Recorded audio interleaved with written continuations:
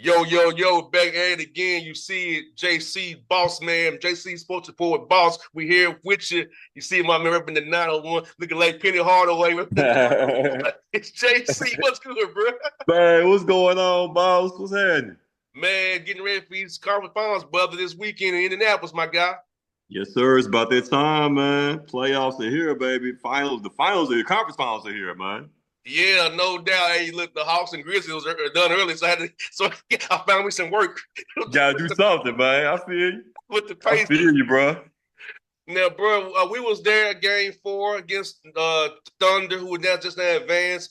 Memphis, we didn't know if Tom Slow be the head coach. He kind of was like, yeah, he'll take it, but he ain't gonna beg for it. But a little bit that week went along, and finally made him the official head coach of the Grizz. So, what has been like the tone down in Memphis about Tom Slow becoming the head coach, replacing Taylor Jenkins for good? Yeah, so to answer the question, it's been like a wait and see approach. I believe when Eastlow was asked that question, I think that was after game 3. Game 4 About after the if he game, want, even. yeah, about if he wanted. I guess it was at the game 4. If he wanted the job or not, man. I think he already knew he was gonna get it. That's why he kind of gave like a whatever, answer to it. So I think he already knew that it was his job at this point. I think that was already something him and old boy, Kleiman pretty much already guaranteed him that spot, right? So based off of that, and then also based off of what Ja had to say about him and other players, during the end of season interviews there, you almost get the sense that they actually like dude, and they want to see what maybe a full season under Isolo, would look like. Like I think he's done a good job in a short period of time of at least winning the guys over. Now, I think his biggest challenge is going to be, can he win the fan base over, right?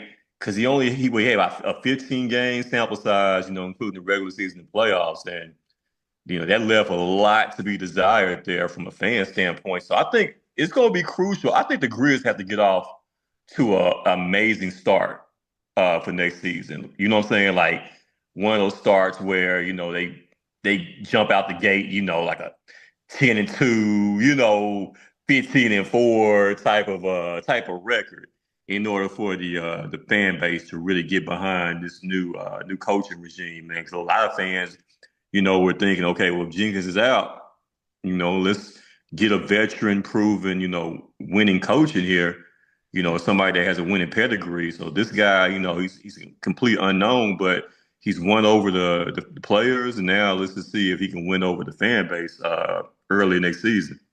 And JC, this has been a trend. Like, they kept Miss Johnson down there in San Antonio. He was the interim, kind of lifted off him as well.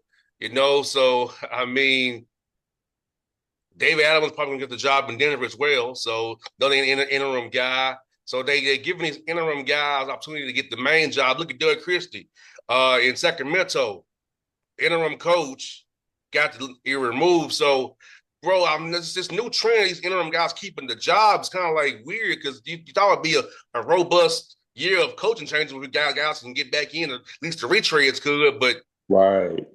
Phoenix is going a young first-time head coach for that new head coach whenever they pick it. So, like, what's your thoughts on this new trend? Kind of these GMs going with the in-house interim guy over an outsider that you have to pay big money to, or it's about saving money for the Yeah. owner. I like it. I like the new trend that's happening. Normally you're right. Back in the day, we would get, the veteran, retread coach like a both Van Gundys, your Budenhausers, guys like that, who have multiple stints at different cities, different teams. Normally that'd be the case, man. But yeah, it's definitely been a trend lately. Giving these guys a shot if it's an interim basis or maybe somebody that's been, an assistant coach for a team for a long time, giving them a shot. So, like I said, I like the moves, man. And, so far, I mean, pretty much, it's been successful as far as these young guys getting a chance and, leading their teams to the playoffs and everything, man. So as long as that's the trend, those coaches are becoming successful, I think you're gonna see that more and more now. These veteran retread coaches are gonna pretty much have to retire or go into TV or go into being an assistant somewhere. Because I think the days of seeing a coach in multiple cities is pretty much coming to an end, man. Like Doug Christie, JC, he hired my old coach, my first coach with the Hawks, Mike Woodson, to be this lead assistant with Bobby Jackson to help him on the bench. Hmm. Damon Millins with the Lakers, my former coach of the Hawks. Lloyd Pierce is with the Pacers, social head coach. He used to be with the Grizzlies as well. So, Right. and what I'm leading to is going to be a really crucial. See, who is Tomas Islo hire, or who is he allowed to hire? Because we know Taylor Jenkins was not allowed to hire his staff, and Zach Kleiman was behind that. So, who is Kleiman going to allow him to hire for his staff? Is very key for Islo going forward as well. That's a great point. Because definitely, like you said, we know this past season, as far as with Jenkins, his staff was pretty much handpicked by Kleiman. He pretty much let all of Coach Jenkins' guys go, Barty and a bunch of guys, including Isolo. I think it's going to be definitely important to see what happens with that. As long as I think the Grizzlies keep there's one assistant coach in mind. He's been with the teams forever as far as uh, my man Jason March. He's been with that team forever. He was a lead assistant this year. He's been the D League hustle their coach, man, down there in South Haven. And like I said, he kind of came up under kind of like how Spoelstra came up with the Heat, kind of like a video coordinator. That's how he got his start. So he's been with the organization for years, man. And like I said, he served the role as the lead assistant. So as long as you can kind of keep that continuity going, with him being the lead assistant and maybe a couple other guys who are familiar, with the organization, with the team, and maybe I can see East Low bringing in some guys, from overseas, to help him as well that he's familiar with.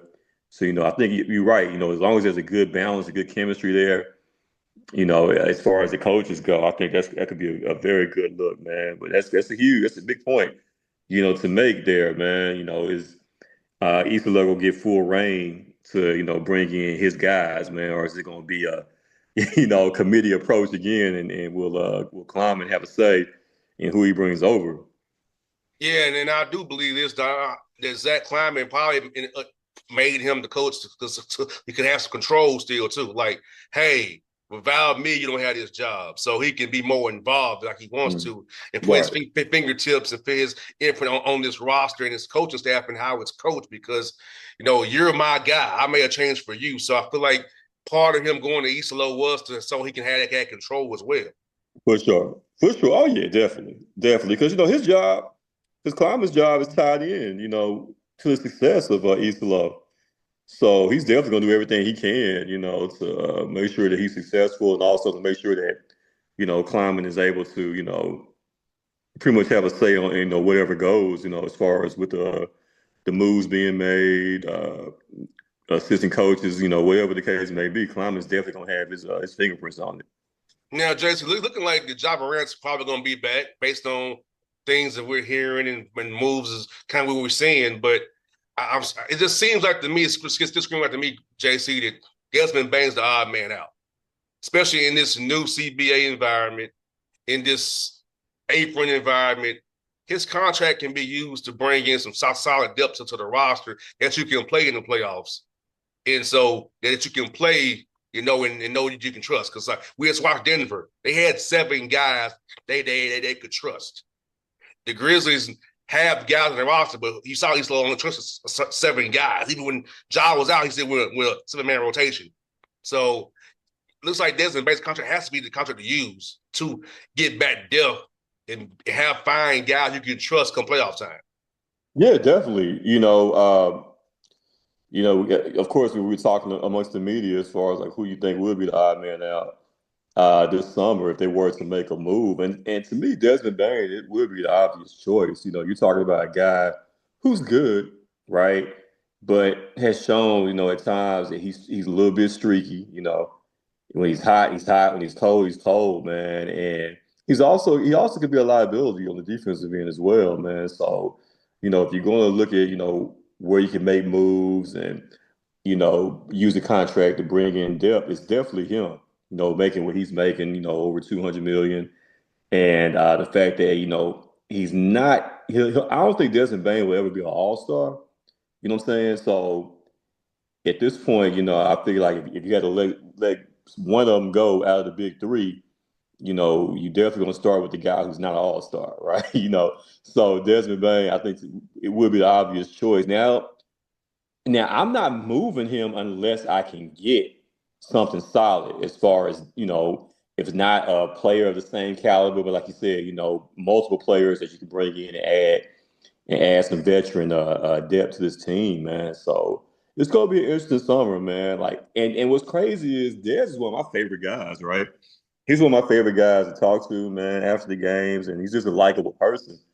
But I think in order for this team to get better, there has to be something has to give. You cannot go into next season if everything's still intact the way it is. Like, I'm not saying blow everything up, but there has to be a substantial move in order for this team to get better next season. So if you want to start with Desmond Bain and try and move his contract, I think that'd be the ideal spot to start it. And then, hey, I'm taking calls on Jaron also. It's not a foregone conclusion that he's going to be here as well.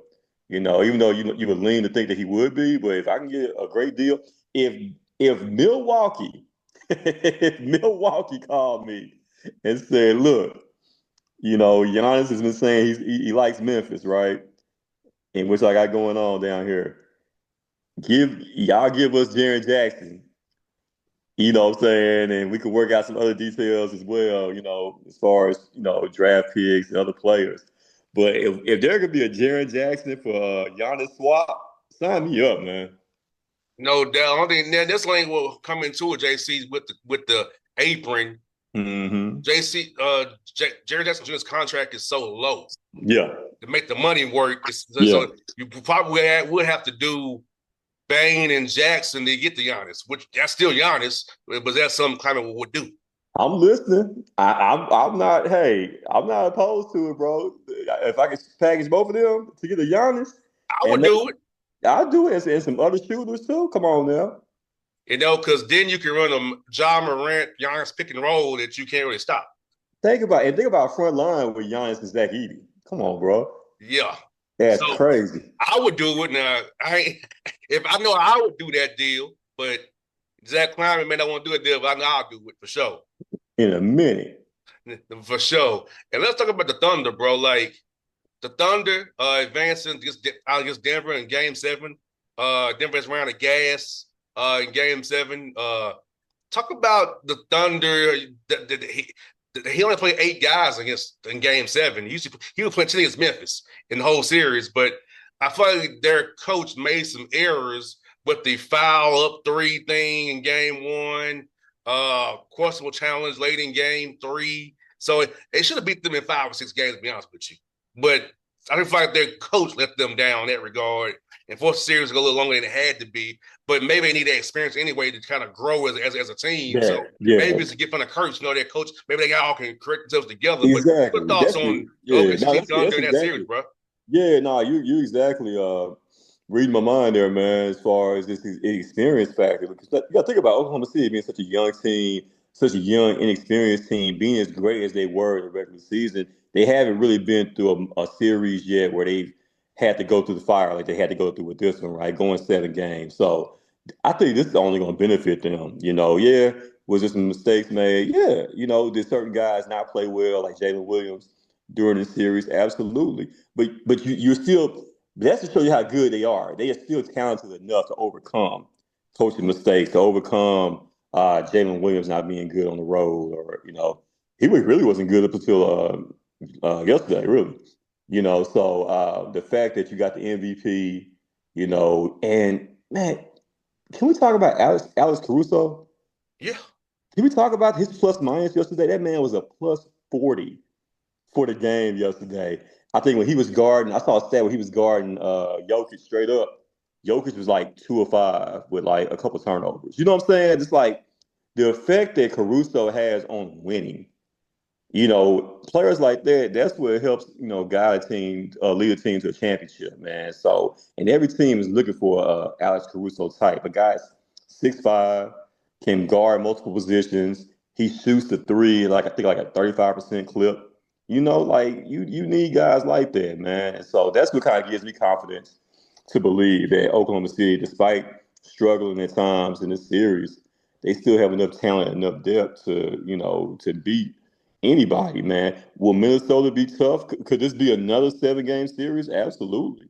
Because Minnesota, I think they feel like at this point they've arrived, being the fact they made it to the conference finals last year. They knocked on the door. So it's going to be a great series, and could I see a scenario where Ant-Man and Minnesota, can win? Absolutely. But they got to take care of the ball. You got to take care of the ball. They've had turnover issues. Oklahoma City is great at forcing turnovers. So if you can find a way to maintain, take care of their ball, Mike Conley got to be at his best. Ant-Man can't turn the ball over. Julius Randle, who had 5 turnovers in the last game they played, man, he has to take care of the ball as well. So it's going to be a big series, man. But yeah, Oklahoma City, man. If I had to put bet money on it today, man, Oklahoma City would be my favorite though to win it all still.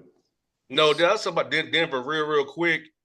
Or do you think they're a team with the CBA's killing them, man? They lost KCP. They couldn't retain Bruce Brown because of CBA and Jeff Green, those guys. And they pretty much had 7 guys in the play, and one of them was Russell Westbrook, who kind of, he's a gift on a curse sometimes. So talk about how the CBA is really affecting people and how you can't have the luxury of paying guys like Michael Porter, Desmond Bain a lot of money when every dollar counts in this new CBA in this apron world. And then you see what Denver only had 7 guys they could trust, and they run out of gas after 7 game series. Yeah, man, and Denver could find themselves in a Milwaukee Giannis situation pretty soon with Jokic, right? Jokic could be like, you know what, man, we got the one chip a couple years ago. It's obvious that this roster is not talented enough to compete to win a championship at this point, right? They're gonna have to find a way to improve the roster and add depth to keep Jokic happy. So, but as far as this series you gotta give them credit for just battling and competing the way that they did, knowing that Porter Jr. had the shoulder issue, knowing that Aaron Gordon was hurt with the hamstring, right? He shouldn't have even been out there. No, Like I shouldn't have been at all.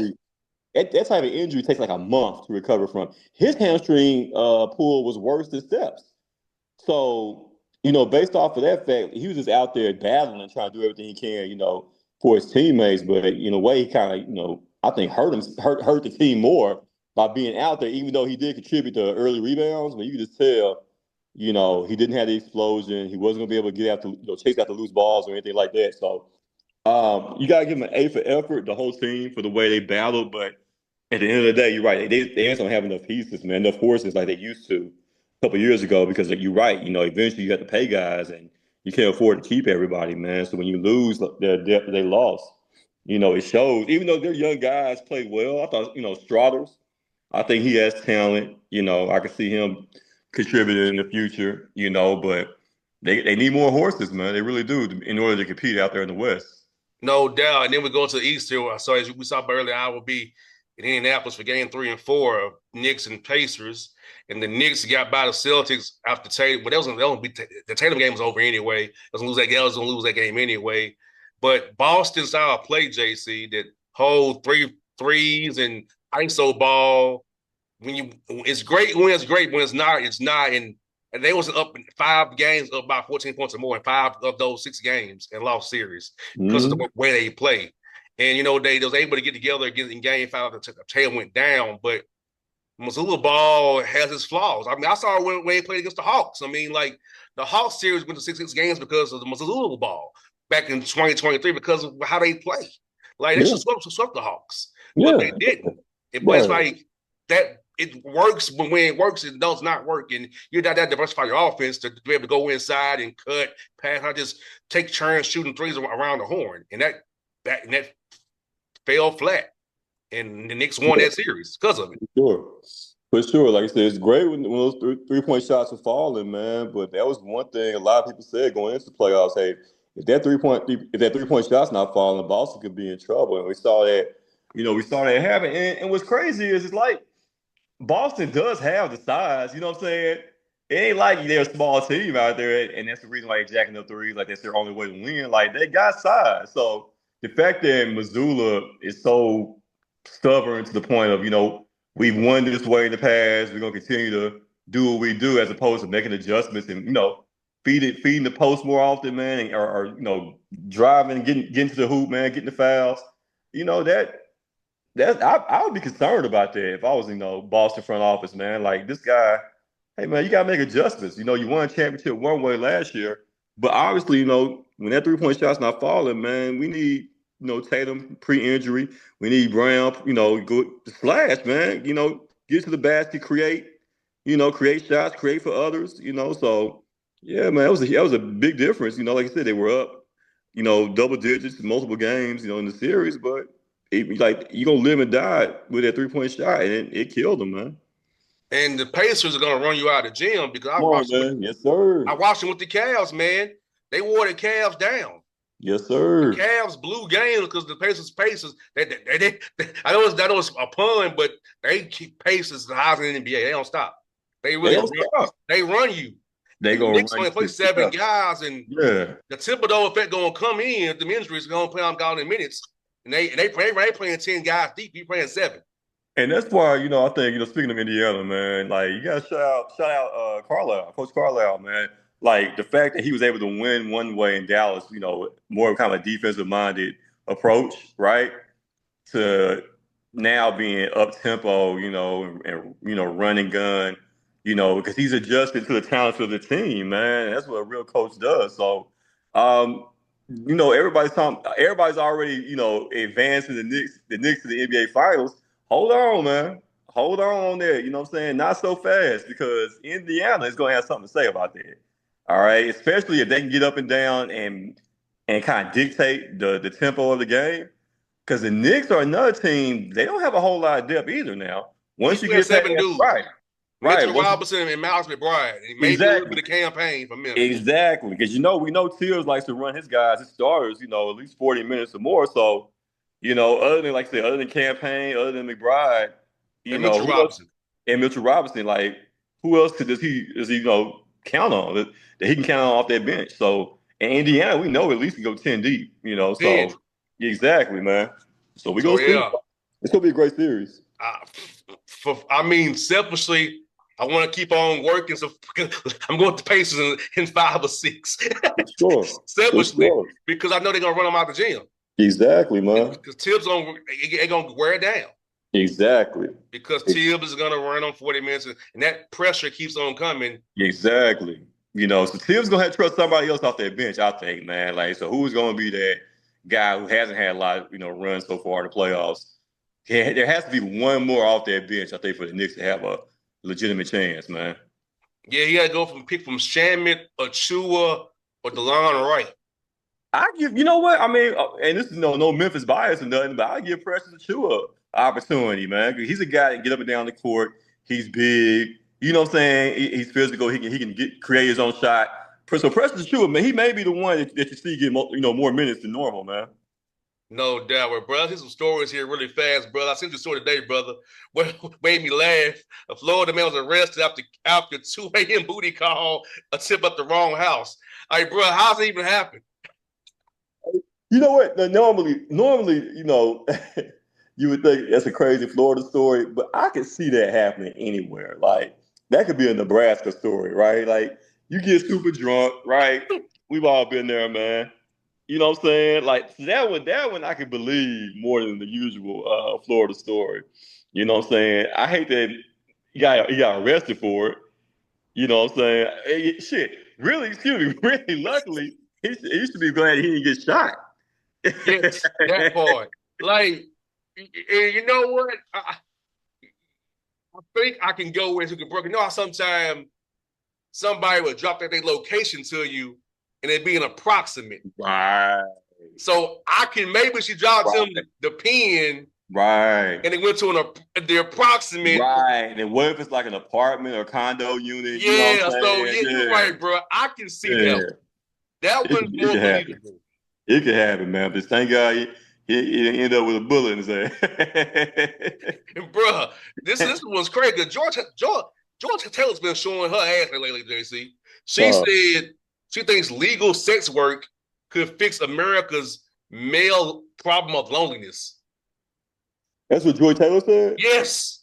Oh, we know what time it is with Joy. You know what I'm saying? Like, I think, bro, I think if Joy was not on TV, she would be like a high priced prostitute down in Miami. Escort, yeah.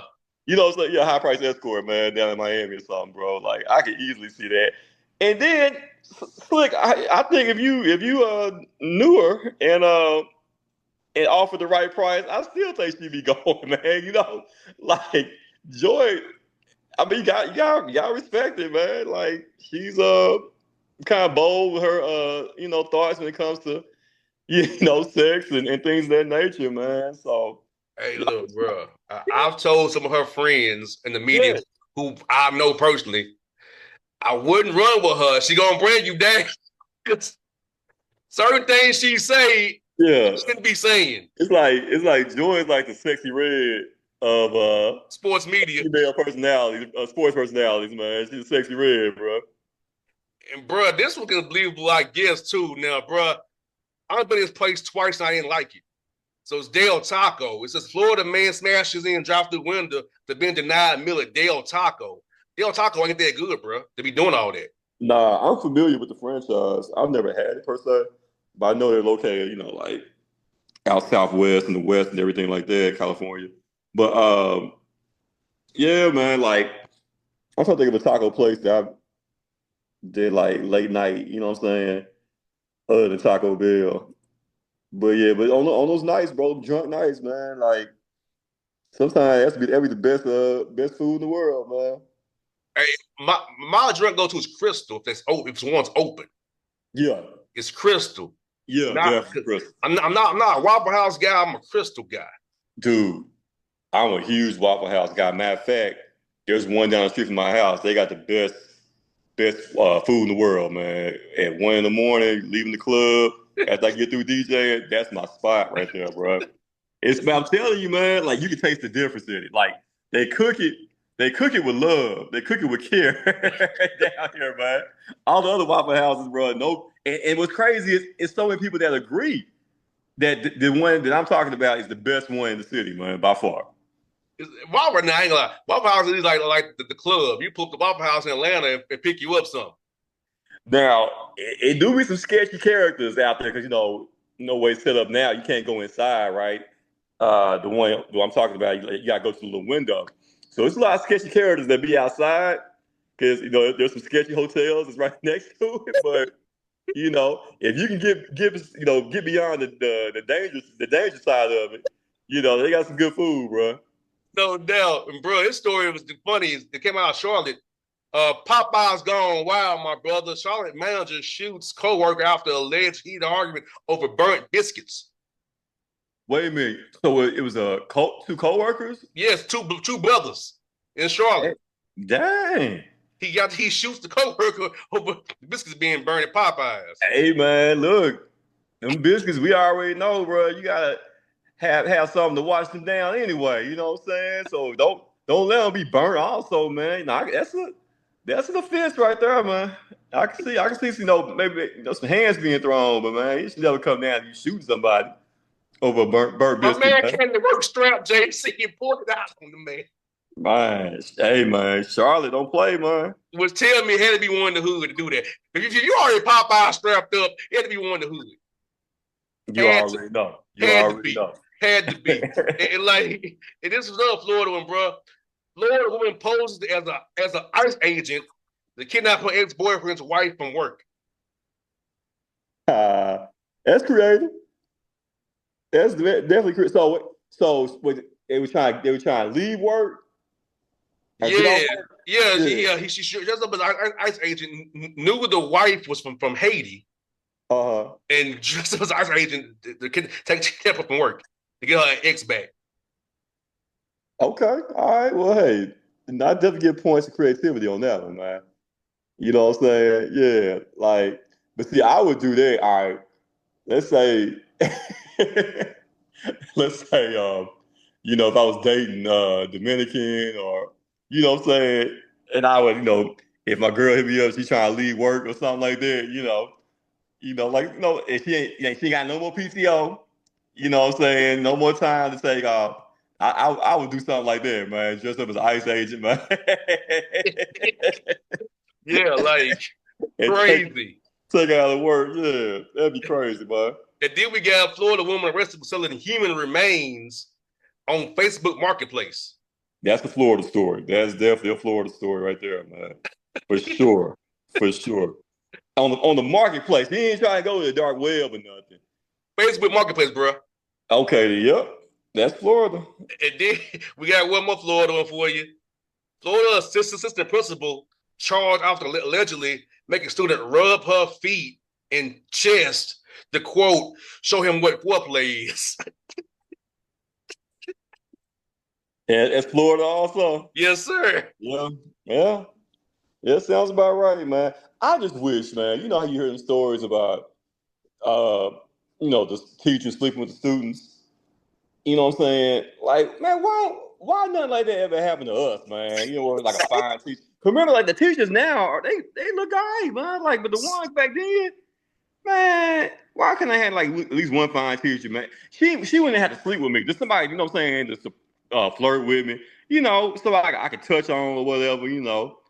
You know what I'm saying? Fondle her or whatever. But man, what were Hey, them teachers at back then, man? bruh, I ain't gonna say her name, but there's a teacher who I had who I, now answering the door. I got to mess with her. Mm-hmm. And Oh wow. she became a cougar. I got to mess with her. Wow. Because she still had that ass she had when we was in high school. Are you serious, man?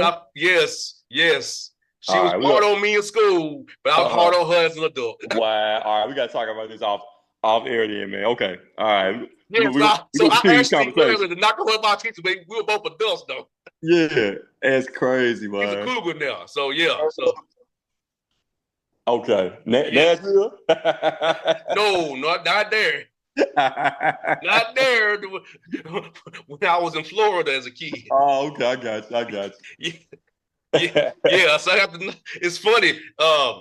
When I went to go cover the Magic game, I saw her. Say word. Wow. Yes. Shout out to you. You know who you are. Hey man. Hey man. So We, we got three more, that's bro. crazy. That's crazy.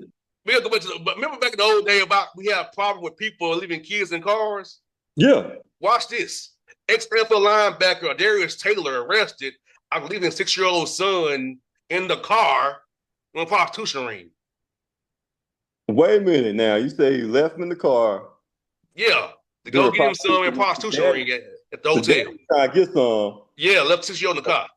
Oh wow. It's already bad enough. You left him in the car. Eesh. Yeah. Your whole dude ain't married, man.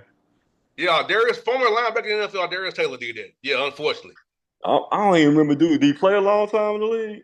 He played for the Ravens for a little while. Okay. Linebacker. Okay. Yeah. Yeah, that's crazy, bro. You can't leave your kid in the car. You trying to get some, bro. It's like you gotta pick a struggle now.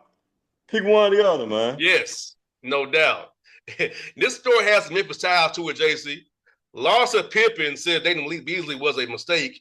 I had COVID brain. This year, COVID, bro.